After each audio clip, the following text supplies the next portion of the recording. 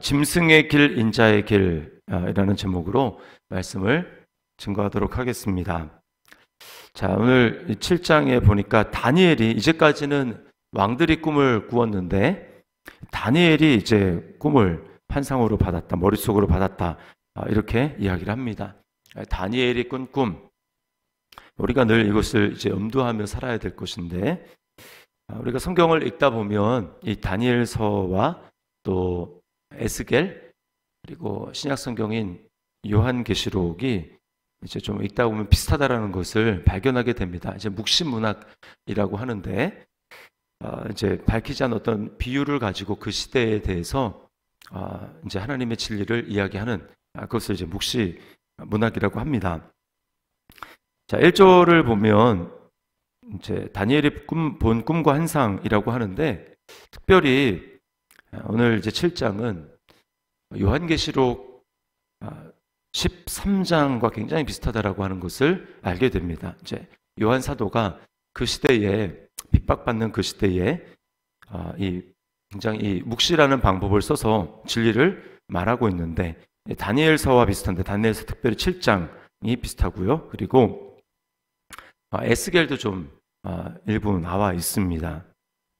자, 이 세상이 어떻게 될 것인가 라고 하는 부분에 대해서 말씀을 하고 있는데요.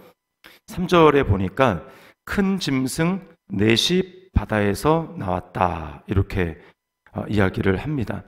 요한계시록 13장에 보면은 이제 짐승이 바다에서 나왔다, 이렇게 이야기를 합니다. 그리고 그 큰 짐승 넷이 여기는 다 세상 나라를 이야기를 합니다.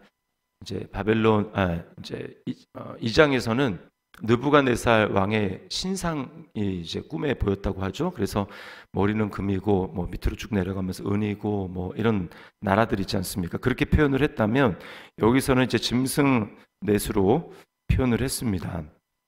4절에 보면 첫째는 사자와 같았다라고 이야기를 하고, 5절에 보면 둘째는 곰 같았다라고 하고, 6절에는 셋째가 이제 표범과 같았다라고 이야기를 합니다. 그리고 마지막 7절에 보면 넷째는 쇠로 된 이와 10뿔을 가지고 있다, 이렇게 이야기를 하고요. 그 8절에 보면 이 네 번째 짐승이 뿔에 눈이 있고 또 입도 있는데 이렇게 말을 한다, 그렇게 이야기를 합니다. 이건 다 세상의 왕국들의 모습을 보여주는데요. 계시록 13장에 보면 지금 얘기한 이 4절부터 8절에 나와 있는 이 네 가지 짐승을 이제 짐승 하나가 이 네 가지의 모습을 다 가지고 있다라고 그렇게 묘사를 하고 있습니다. 그래서 요한계시록 13장도 꼭 읽어보시기를 바랍니다. 그래서 바다에 나오는 한 짐승이 있는데 이 짐승이 네 마리 짐승의 특징을 가지고 있습니다.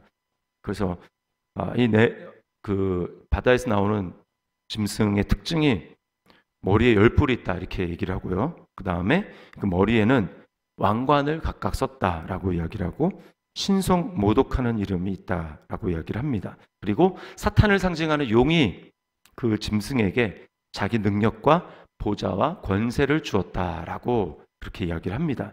여러분, 이 네 마리의 이 짐승은 세상의 특징을 아주 잘 보여주고 있습니다. 계속해서 나오는데 뭡니까? 능력과 보좌와 권세를 가졌다라고 하는 거죠. 굉장히 큰 힘을 가지고 있다는 것이고요. 그리고 권력이 있고 화려합니다. 근사한 매력을 가졌습니다. 그리고 계시록에 보면 이 짐승이 하나님을 비방하고 성도를 비방했다고 이야기를 합니다. 계시록 13장 6절에 짐승이 입을 벌려 하나님을 향하여 비방하되 그의 이름과 그의 장막 곧 하늘에 사는 자들을 비방하더라. 하나님과 하늘에 사는 자, 곧 성도죠, 교회죠. 이 땅에 예수 그리스도 안에서 있는 이 교회를 비방하는 것입니다. 또 특징이 뭐가 있을까요? 하나님의 형상을 잃어버렸습니다. 그래서 이 짐승이라고 표현을 하고 있어요. 짐승. 하나님의 형상을 잃어버렸습니다. 죄로 마음이 완전히 마비되고 양심이 화인맞은 이런 상황입니다. 그래서 이 짐승의 특징은 뭡니까? 약육강식이죠. 약육강식. 어떤 이성의 지배와 통제를 받는 것이 아니라 본능의 지배를 받고 강한 자만 살아남는 이 약육강식의 그것이 지배가 통하는 것이 바로 이 짐승의 세계입니다. 세상의 나라가 그렇다는 거예요. 그래서 힘을 가지려고 하고 그래서 높아지려고 하고 사람들을 짓밟죠. 자, 성도들은 이 세상의 관계에서 어떨까요? 성도들은 세상에서는 핍박을 받고 수세에 몰리고 지는 것처럼 보입니다. 왜냐하면 세상의 방식대로 살아가지 않기 때문이죠. 그래서 계시록 13장 7절에 보면 또 권세를 받아 성도들과 싸워 이기게 되고 각 족속과 백성과 방언과 나라를 다스리는 권세를 받았다. 이렇게 얘기를 합니다. 성도들과 싸워서 이기는 것처럼 보여요. 자, 그래서 어떻게 합니까? 많은 사람들이 다 짐승을 경배합니다. 이 땅의 부귀영화와 성공을 향해 나아갑니다. 넓은 길, 화려한 길로 나아갑니다.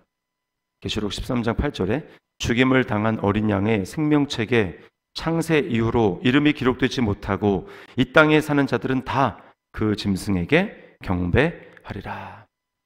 정말 예수 그리스도를 마음의 주인으로 영접하며 살아가는 사람들, 그래서 생명책에 그 이름이 기록되지 않은 사람들은 다 어떻게 합니까? 짐승에게 경배합니다. 세상의 방식대로 살아갑니다. 공중권세 잡은 자가 이끄는 대로 살아가고 그 마음의 욕심과 탐욕이 이끄는 대로, 충동하는 대로 살아갑니다. 여러분, 이게 이 세상의 특징입니다. 적용을 해봅시다.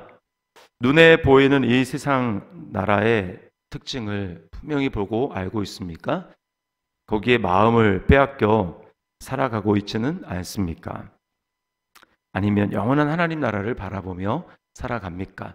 잠시가 아니라 우리는 매일 그렇게 해야 하는 것입니다. 자, 그런가 하면 이제 성도의 특징을 반대돼 가지고 좀 살펴볼 필요가 있습니다. 성도는 어떻습니까?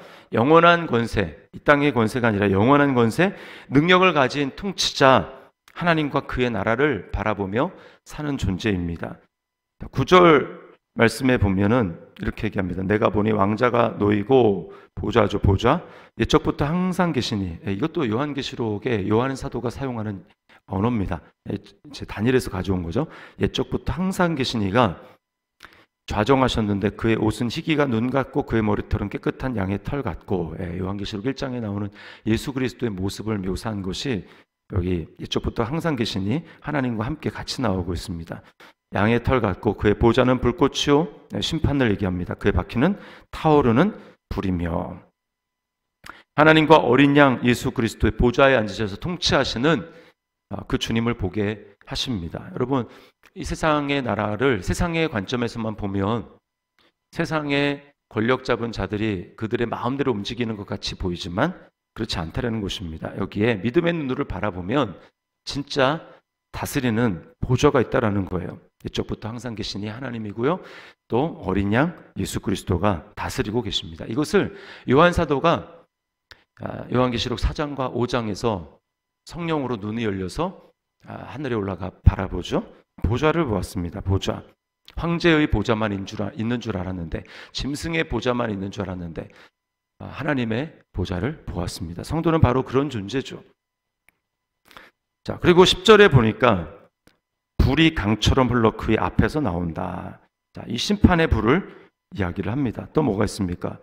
그를 섬기는 자는 천천히요, 그 앞에서 모셔선 자는 만만이며 심판을 베푸는데 책들이 펴놓였더라. 이 책들도 요한계시록에 나옵니다. 책이 있고 책들이 있는데, 책은 단수로 나오죠. 그것은 구원받은 성도들의 이름이 기록된 생명책이고, 책들은 무엇입니까? 행위를 기록한, 그래서 행위대로 거기에 기록한 대로 죄악대로 심판을 받는 그런 책들이 있습니다. 그것은 심판과 관련돼 있어요. 이거 책들이라고 했죠. 자, 심판, 여기에 기록된 대로 사람들은 자기 행위대로 심판을 받습니다. 심판이 있다는 거예요. 그 다음에 어떻게 됩니까? 11절에 보니까 그때 내가 작은 뿔이 말하는 큰 목소리로 말미암아 주목하여 보는 사이에 짐승이 죽임을 당하고 그의 시체가 상한 바 되어 타오르는 불에 던져졌으며, 불못에 마지막 날에 던져지는 그 심판을 말하는 것입니다. 이 세상 나라는 영원할 것 같지만, 화려하지만 그러나 하나님의 심판, 불의 심판을 받게 되는 것입니다. 자, 그런가 하면 14절에 그리스도로 말미암아 영원한 권세를 갖게 될 것을 말합니다. 14절에 그에게 권세와 영광과 나라를 주고 모든 백성과 나라들과 다른 언어를 말하는 모든 자들이 그를 섬기게 하였으니 그의 권세는 소멸되지 아니하는 영원한 권세요 그의 나라는 멸망하지 아니할 것이니라. 여기 특별히 예수 그리스도를 인자라고 말하는 것에 좀 주목할 필요가 있습니다. 짐승의 나라, 짐승, 네 가지 짐승에 완전히 반대되는 것이죠. 인자. 하나님, 사람의 아들 아닙니까? 사람의 아들? 네. 사람의 아들. 하나님이면서 동시에 완전한 사람이신 예수 그리스도를 여기 인자라고 표현을 했는데 이거 짐승과 다른 것입니다. 하나님의 온전한 형성을 완전히 회복한 그 모습을 이야기를 하는 것이죠. 성도는 어떻습니까? 우리도 짐승의 마음을 가진 사람이었어요. 짐승의 마음이 우리가 계속 살펴본 것이 무엇이었습니까? 하나님의 다스리심을 알지 못하고 자기가 왕이 되어서 교만해진 사람, 그것을 느부갓네살 왕을 통해서 보여주지 않습니까? 짐승의 마음을 받았다. 이게 바로 짐승이에요. 하나님께 영광을 돌리지 않고 감사할 줄 모르는 그러한 사람, 마음에 하나님을 두기를 싫어하는 이 상실한 마음, 로마서 1장의 표현대로 하면 상실한 마음대로 살아가는 이것이 바로 짐승입니다. 세상 사람들 다 그렇게 살아가죠. 그러나 그것을 누가 회복하게 하십니까? 예수 그리스도, 인자로 이 땅에 오신, 여인의 후손으로 이 땅에 오신 예수 그리스도, 그분을 주인으로 삼게 될 때 우리는 자기 중심에서 벗어난 교만을 회개하고 낮아진 예수 그리스도를 받아들임으로 우리는 이제 짐승의 마음이 아니라 사람의 마음, 예수 그리스도의 마음을 품은 자가 되는 것입니다. 이 세상에서 높아지는 길을 선택하는 것이 아니라 하나님의 형상을 점점 회복하게 되는 것이죠. 본능대로 서로 물고 뜯으며 살아가는 것이 아니라 육체의 본성을 그리스도가 승리하신 십자가, 여러분 이것이 우리가 살 길입니다. 십자가. 오늘도 그래서 십자가 앞에 나가는 것이죠. 말씀과 성령의 감동하심을 따라 십자가 앞에 나아가 나의 육체의 본성을 십자가에 못 박고 회개하고 그리고 성령의 능력으로 살아가는 것입니다. 성령의 인도하심을 따라 살아가는 것입니다. 육체의 본성이 이끄는 대로 살아가는 것이 아니라 그것을 성령의 능력으로 죽이고 오늘도 성령께서 원하시고 인도하시는 방향으로 우리가 살아가는 것입니다. 적용해 봅시다. 날마다 말씀과 성령을 의지하여 그리스도를 닮아가며 좁은 길로 걸어가기로 작정하십니까? 아니면 육체의 본능이 이끄는 대로 넓은 길로 가려 하십니까? 우리는 어떻게 부름받은 존재입니까? 우리 날마다 십자가를 지고 예수님의 뒤를 따라가는 그러한 사람으로 우리를 부르신 받은 사람입니다. 짐승의 길, 세상 나라의 길이 아니라 그리스도 안에서 하나님 나라, 좁은 문, 좁은 길, 그 길을 걸어가는 거예요. 그것은 나를 부인하는 것입니다. 이것은 금욕을 얘기를 하는 것이 아니라 나의 신분, 그리스도 안에 있는 나의 신분을 주장하며 믿음으로 살아가는 길을 말하는 것입니다. 오늘 짐승의 길, 인자의 길 두 가지를 말씀을 드렸습니다. 우리는 날마다 믿음으로 인자의 길을 걸어가야 할 줄 믿습니다. 오늘도 이 말씀을 기억하며 하나님 앞에 믿음으로 살아가는 우리 모두가 되기를 주님의 이름으로 축원합니다.